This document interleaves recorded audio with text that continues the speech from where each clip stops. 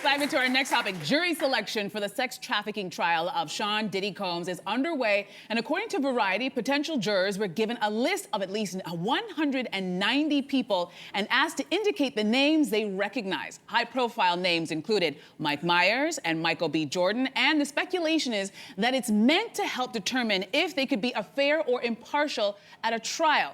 So is it possible for a celebrity to have a fair and impartial trial? That's a big question, ladies. What do you think?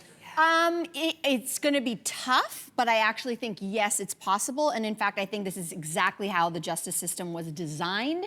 The justice system is not supposed to be perfection. I don't think that that actually exists. It is, given the circumstances of your society, can you provide the most impartiality as possible? And I think, yes, it's designed like that. Both the prosecution and the defense, they both have an equal say in putting together this jury. So it's not like one gets a say and says, oh, that person would be really great for my case. But they both get to negotiate. And so they're going to try to balance that out. If someone does know a lot of celebrities, maybe somebody else really doesn't, and therein lies some kind of balancing.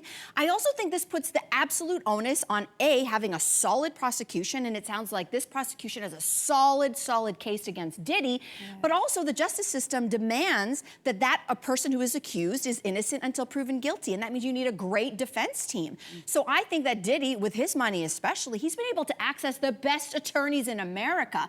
So they also have the onus to mount some kind of defense. So this is going to come down to the prowess and knowledge of the attorneys. And finally, it's the jury themselves.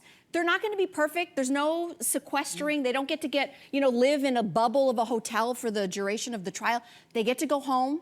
They watch the news. They're going to be looking at social media. Doesn't that impact bias? You know, like doesn't the that judges, yes, right? but I think that is the world we live in. And I think if they listen to the judge's instructions, they shouldn't do that.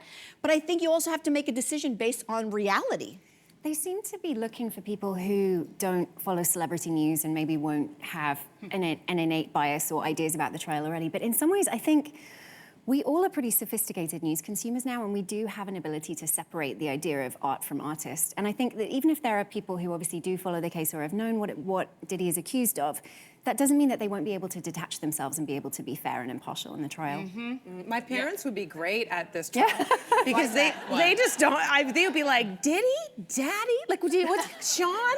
Who's that person? I feel like they would have no idea about this. They could definitely. I mean, they know who some of the other people are on that list, but they're also from a generation that are good rule followers. So even if they were told by the judge to be like, go home and do not watch the news, they would be like, okay, this is my job. I will not look at the news. So maybe it's just going to be a whole bunch of people with gray hair, like very gray hair. Listen, everybody's made really valid points, and you talk about the system, and it sounds like a very fair system, but I think that they're coming to get Diddy right now. Just outside. They heard us talking about Diddy. I think that regardless of his celebrity, we're talking about him because he's a celebrity, but I think when it comes to the system, he's still a black man. And I think his defense will also take that into account because statistically, listen to this, black people represent under 14% of the US population, but they account for 53% of all the people who have been falsely convicted of serious crimes. And those crimes, and they're 7 times more likely than white people to be wrongfully convicted of 3 major crimes: homicide, sexual assault, and drug offenses. Diddy's, his goose is cooked. But I'm also thinking about the O.J. Simpson trial. Remember when Johnny Cochran was a master at that? But he did not lean on the fact that O.J. was a beloved celebrity. What did he lean on? Racial bias. That's what he leaned on. And that is essentially what the whole case, even though we should have been paying attention to the fact that his wife was murdered, he made it all about race because we are still dealing with that in North America. So I'm interested to see how this is all gonna pan out. You're right, Diddy does have money so he can afford great counsel, but we'll see how it all works out. Hey, you, come a bit closer. We've got so many more must-see interviews, spicy debates, lifestyle tips, and pop culture moments. So subscribe to our channel by tapping the logo below and don't miss out.